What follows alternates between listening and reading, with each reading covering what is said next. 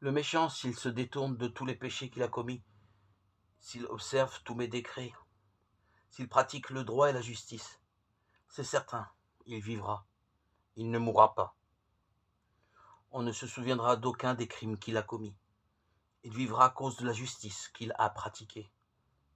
Prendrai-je donc plaisir à la mort du méchant, oracle du Seigneur, et non pas plutôt à ce qu'il se détourne de sa conduite et qu'il vive. Ézéchiel 18, 21, 23.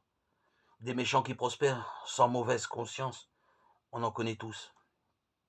Ils suscitent tour à tour envie, émulation, mépris, révolte, fatalisme ou désir de vengeance. Pourtant, Dieu ne se résigne pas à la méchanceté du méchant. Il lui ouvre plutôt un chemin de vie. Rien de moins qu'un changement complet qui se résume en un mot, la justice.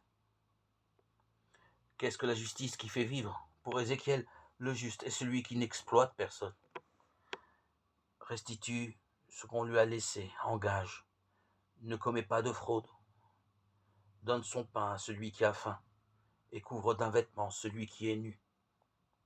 L'homme qui ne prête pas à intérêt, ne pratique pas l'usure, qui détourne sa main du mal, tranche équitablement entre deux adversaires. Chapitre 18, 7, 8. Beau programme. Nous sommes tous invités chrétiens à garder, avoir la responsabilité les uns des autres et garder cette conscience pure et limpide. Dieu seul pardonne les péchés, mais aussi il adresse à chacun de nous l'appel à agir selon sa conscience, en ayant comme horizon le bien commun qui mène à la vie.